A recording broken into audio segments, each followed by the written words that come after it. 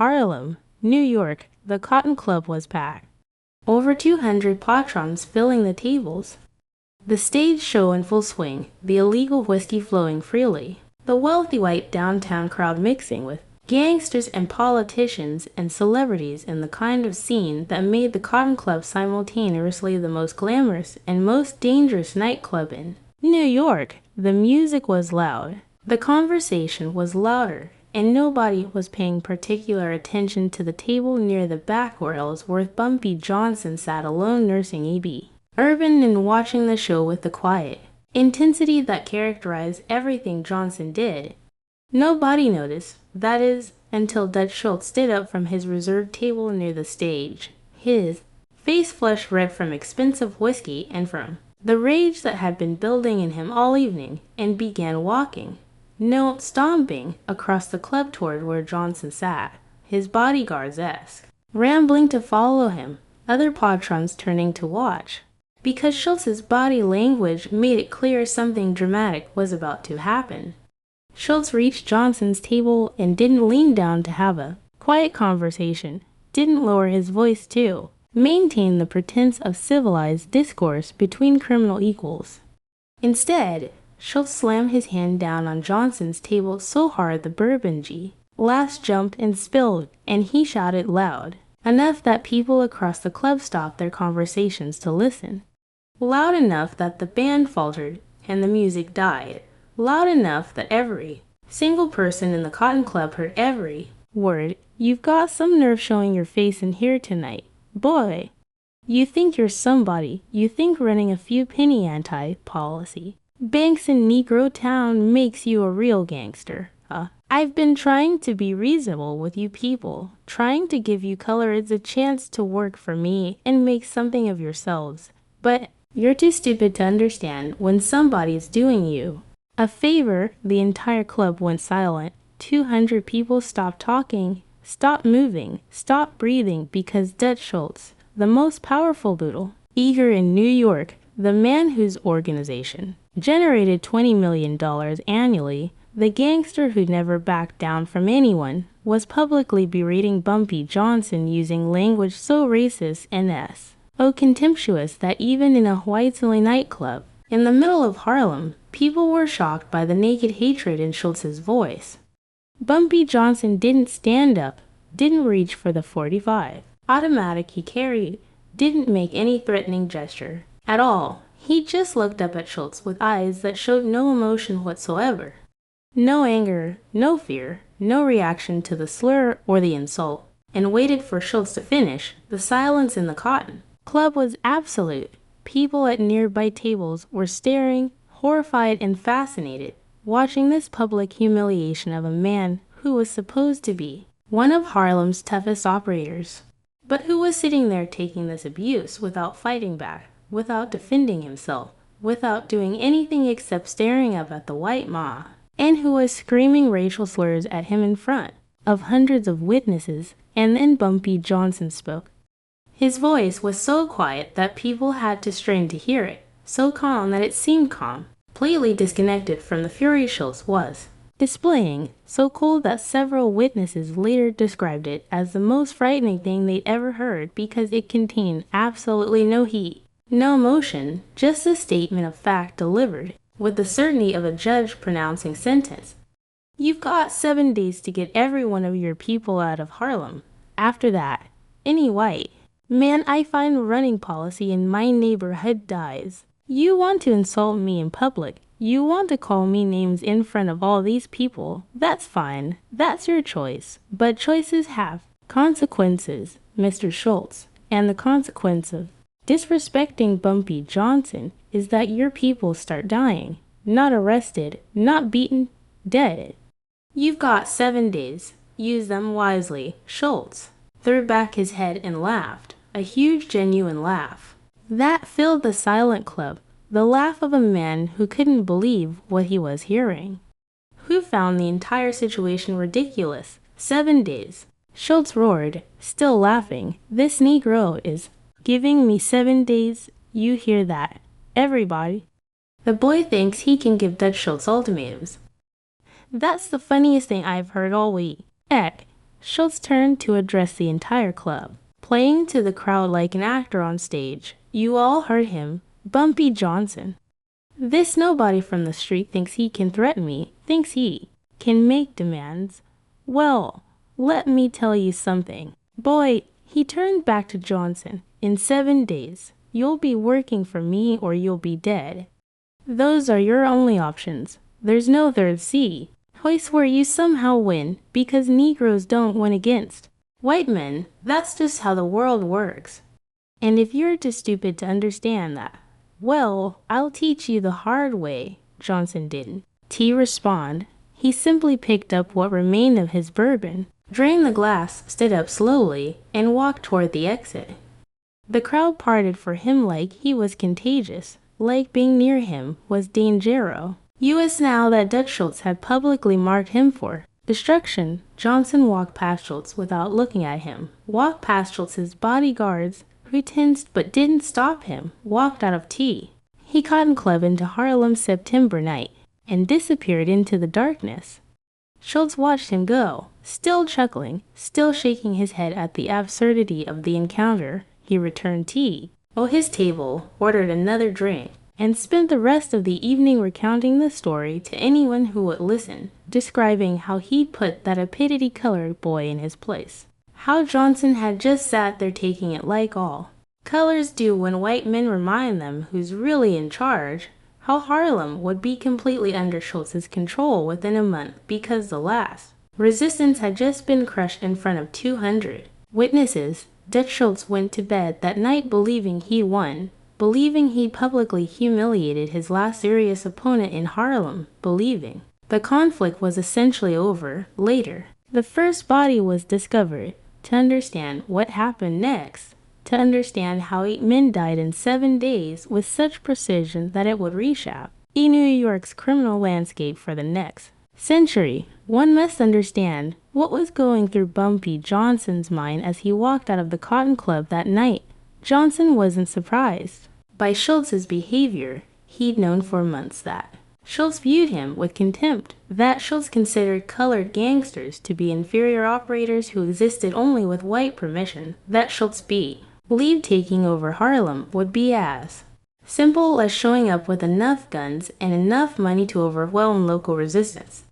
Johnson had been watching Schultz's Harlem campaign, had watched Schultz drive Madame St. Clair into retirement, had watched him force Casper Holstein out of business, had watched him systematically destroy every other significant black operator through a combination of bribes, threats, and violence that was brutally effective because most of Harlem's gangsters simply didn't have the resources to fight back against Schultz's overwhelming advantages in money, political connections, and firepower. But Johnson had also been watching Schultz make mistakes. Big mistakes, strategic errors that revealed fundamental misunderstandings about how power actually worked in Harlem, about what made colored gangsters dangerous, about the difference between controlling territory through fear and actually maintaining long-term control through community SUPO, RT, and through organizational competence. Schultz's biggest mistake was assuming that violence alone would be sufficient to control Harlem. He'd brought guns and money and white privilege, but he hadn't brought understanding. He didn't comprehend that Harlem's policy operations functioned because of community trust, because people believed that the operators, despite being crim and owls, were at least Harlem people who understood the neighborhood and who had some stake in maintaining the community than just extracting money from it. Schultz's collectors were outsiders, white men who came into Harlem to take money and who treated local people with contempt, and that created resentment that Schultz either didn't notice or didn't care about. Schultz's second mistake was conducting his takeover through visible public violence that attracted attention and created martyrs. When Schultz killed a black policy operator, the operator's family and associates became enemies who might cooperate with anyone opposing Schultz. When Schultz beat up runners who didn't cooperate, those runners spread stories throughout the neighborhood about Schultz's cruel turning public opinion against him even as his operations expanded. But Schultz's biggest mistake The fatal error that would cost him 8 men and his entire Harlem operation was a public humiliation at the Cotton Club by screaming racist slurs at Johnson in front of 200 witnesses, by making the conflict personal rather than business, by turning what could have been a straightforward ARD territorial dispute into a referendum on whether white gangsters could openly disrespect black gangsters without consequence. Schultz had given Johnson something invaluable, moral authority, as Johnson walked through Harlem streets after leaving the Cotton Club, heading toward his apartment. His mind was working through the implications of what had just happened and formulating a response that would be so decisive, so brutal, so effective that it would establish principles about race and respect and power that would govern New York's criminal underworld for the next 100 years. The response Johnson conceived that night had 3 essential elements. First, complete operational silence. Johnson would disappear from public view immediately, would close his policy banks temporarily, would stop conducting visible business, would go to ground so thoroughly that Schultz's men couldn't find him to retaliate. This would serve 2 purposes. It would protect Johnson from the inevitable counterattack Schultz would launch, and it would create the impression that Johnson had been scared into hiding by Schultz's public threat, which would make Schultz complacent and careless. Second, systematic elimination of Schultz's key operators. Johnson wouldn't attack Schultz directly. That would be both difficult. Schultz was too well protected and counterproductive. Killing Schultz would trigger massive retaliation from Schultz's organization and from other white gangsters who would view it as colored criminals overstepping acceptable bounds. Instead, Johnson would kill the 8 men who actually ran Schultz's Harlem operations. The collectors who picked up money, the enforcers who intimidated people, the policy bank operators who processed bets. Kill those 8 men. Kill them brutally. Kill them publicly. Kill them with notes that made clear why they were dying, and Schultz's entire Harlem operation would collapse without Johnson aiming to fight Schultz's full organization. Third, send a message that would outlast this immediate conflict. This couldn't be just about driving Schultz out of Harlem. This had to be about establishing a principle that would govern future interactions between white and black gangsters. That disrespecting black criminals, that using racist language, that assuming white superiority gave you lick, and to treat colored gangsters with contempt, all of that would carry severe consequences. The message had to be clear enough that future white gangsters would think very carefully before calling a black gangster imprinter in public, would understand that racial respect wasn't optional, but was instead a matter of survival. Johnson reached his apartment. He didn't sleep. Instead, he spent the next 4 hours meeting with his most trusted associates, men who worked with him for years, who'd proven their loyalty and their capability, who would follow orders without asking questions, and who would keep secrets even under torture. Johnson gave these men a list of 8 names.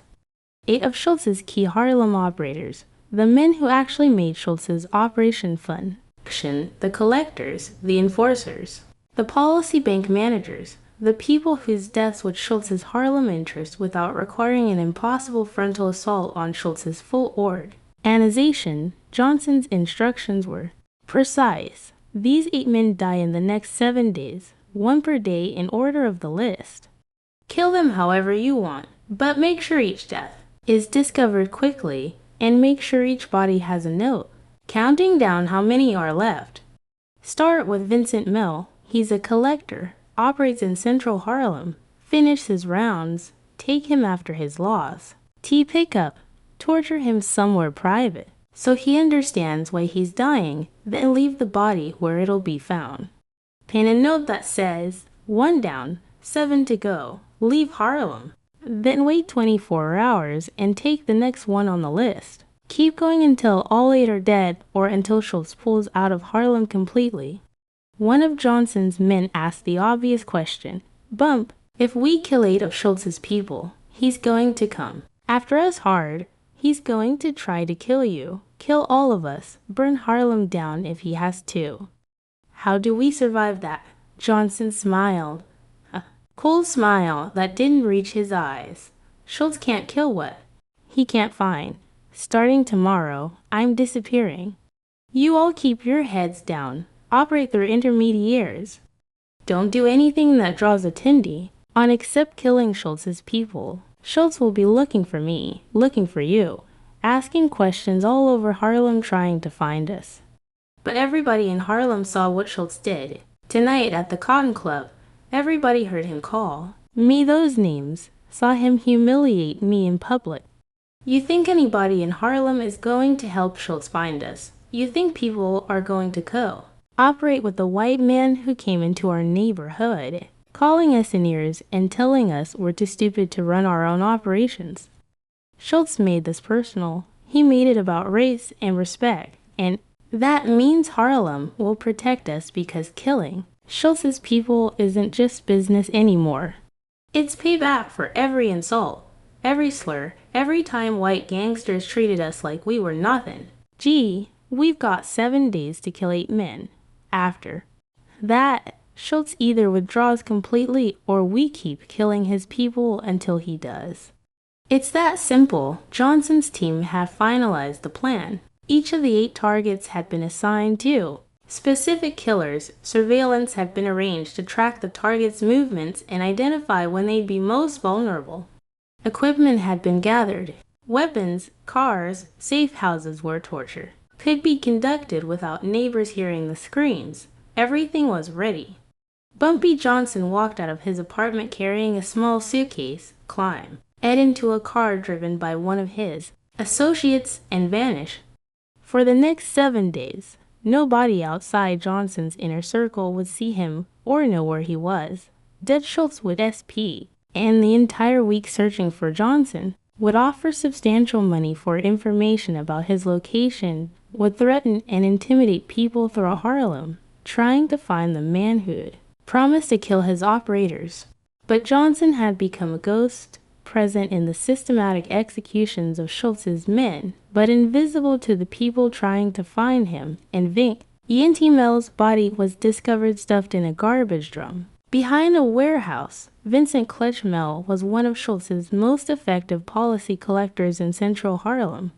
He'd been doing the work, was known for being tough and reliable, had beaten several runners who tried to skim money, was generally considered one of the key people making Schultz's Harlem takeover successful. Mel finished his college, TIONS, accumulated about $4,000 in cash and hundreds of betting slips, and was supposed to deliver everything to Schultz's main policy bank before going home. Mel never made that delivery, while Schultz was still at the Cotton Club, bragging to his associates about how he'd humiliated Bumpy Johnson. 3 of Johnson's men intercepted Mel's car on a quiet side street, forced him off the road at gunpoint, dragged him from the vehicle while he was still trying to reach for his own weapon. They drove him to an abandoned warehouse, a building Johnson's organization controlled, a place where the walls were thick enough that screams wouldn't carry to neighboring buildings. What happened in that warehouse over the next several hours was designed not just to kill Mel, but to send a message through his corpse about what happened to people who worked for Dutch Schultz in Harlem after Schultz had publicly disrespected Bumpy Johnson. They started with Mel's hands, used a hammer to systematically break every finger, crushing the bone slowly while Mel screamed in bed and tried to explain that he was just doing his job, that he had nothing personal against Johnson, that he was sorry about whatever Schultz had sighed, but Johnson's men weren't interested in apologies. They worked methodically, breaking each finger individually, making sure Mel felt every impa. CT, making sure he understood that this pain was the direct consequence of working for a man who called their boss. Then they moved to his face, beat him with fists and with small clubs, BR, eking his nose and his jaw, knocking out teeth, closing his eyes with swelling, making sure that when the body was found, it would be obvious that Mel had suffered extensively before dying. Bet we. In the beatings, they asked him questions. You know why this is happening to you, Vincent. You know what your boss did tonight. He disrespected our people, called us names, treated us Like we're nothing, and you work for him. You collect money for him. You help him take over our neighborhood, so you pay for his mistakes. Mel tried to bargain, offered to quit working for Schultz immediately, offered to give them information about Schultz's operations, offered money and cooperation, and anything else he could think of that might make them stop. But the men too, reassuring him, weren't interested in bargaining. This wasn't about getting information or about making deals. This was about killing Mel in a way that would terrify the other 7 people on John's list that would send a message to Schultz about the cost of disrespecting black gangsters. After the hands and the face, they used an ice pick, stabbed Mel times in non-lethal areas, shoulders, thighs, abdomen, wounds that caused tremendous pain, without immediately killing. Wounds that made Mel scream and cry and plead until his voice gave out and he could only whimper. They took their time with this part, spacing the stab wounds out, making sure Maylaw experienced every second of suffering. Finally, when Maylaw was barely conscious from pain and blood loss and exhaustion, they cut his throat, used a large knife to slice through muscle and cartilage and windpipe, cutting so deeply that the blade scraped against vertebrae, nearly severing Mel's head from his body. The throat wound was the last thing Mel experienced before he died. The sensation of his blood pouring out, the inability to breathe, the knowledge that he was finally being allowed to die after hours of torture. They stuffed Mel's body into a large metal garbage drum, drove the drum to the alley behind the warehouse, where they knew it would be discovered during the morning sanitation rounds, and before leaving, they pinned a note to Mel's shirt with a straight pin. The note was written in block letters with a pencil on ordinary paper. The kind of note that couldn't be traced to any specific person or location. 1 down, 7 to go. Leave Harlem. A sanitation worker found the drum, opened it to see why it was so heavy, discovered Mel's corpse, and immediately began shouting for help while stumbling backward from the smell of blood and death. Police arrived, pulled Mel's body from the drum, saw the extent of the injuries, read the note, and immediately understood they were looking at the beginning of a gang war rather than an isolated murder. The note's message was clear. 7 more people were going to die one by one until someone, presumably Dutch Schultz, left Harlem as ordered. Word had spread throughout New York's underworld that Vincent Maylaw was dead, that he'd been tortured for hours before being killed, that a note had promised 7 more deaths were coming. Dutch Schultz heard the news while eating breakfast at his Bronx headquarters, initially dismissed it as probably unrelated to the Cotton Club confrontation, but then learned about the note. ND understood that Bumpy Johnson had actually meant what he'd said, that the 7-day deadline wasn't empty posturing, but was a little promise that Schultz's Harlem operators would start dying. Schultz's reaction was predictable: rage, threats, orders to find Johnson immediately and kill him. But Johnson had disappeared. His apartment was empty. His policy banks were closed. Nobody knew where he was or could provide information about his location. Schultz spent the day offering money for information, sending men through Harlem to ask questions, threatening people who claimed not to key anything but Harlem's community. Still furious about the public humiliation at the Cotton Club, refused to cooperate. Nobody would help the white gangster who'd called their people fee, and the black gangster who was killing his men in retaliation. Dutch Schultz found an envelope slipped under the door of his Bronx headquarters. Inside was a note in the same block letters: 1 down, 7 to go. Your collector is dead because you disrespected us. The next one dies today. Pull out of Harlem or keep counting bodies. Raymond Red Sullivan's body was discovered in an abandoned building on Lenox Avenue, shot once in the back of the head, execution style. His 2 bodyguards, who'd been assigned to protect him after Mela's death, were found nearby, both shot multiple times. In what appeared to be a brief gunfight, they lost decisively. The note pinned to Sullivan's body: 2 down, 6 to go. Another envelope arrived at Schultz's headquarters. to down, 6-2, go. Every day you stay in Harlem, another one of your people dies. How many bodies will it take before you understand? Leave now. Thomas Little Tommy Brennan was found in his apartment, stab time, with an ice pick, killed in the same methodical torture style that had characterized Mel's death. The note, 3 down, 5 to go, last chance to leave. By the next afternoon, Dutch. Schultz was no longer dismissive or confident. He was frightened, genuinely frightened in a way he'd never experienced before in his criminal career. 3 of his key Harlem operators were dead in 3 days, killed with precision that suggested careful planning and capability that Schultz hadn't anticipated. And the notes kept coming, kept counting down, kept reminding him that 5 more H's were promised unless he withdrew completely. From Harlem, another envelope, 3 down, 5 to go. The next one dies tomorrow, then for more after that, or you can pull out of Harlem. Today, and nobody else has to die, your choice. Schultz called an emergency meeting with his top lieutenants, told them to find Johnson regardless of cost, to kill him and everyone associated with him, to burn down Harlem if necessary, but to stop these executions. But finding Johnson remained impossible, and Schultz's remaining Harlem operators were terrified, understanding that 5 of them were still on the list. That 5 more bodies were coming unless Schultz gave up Harlem entirely.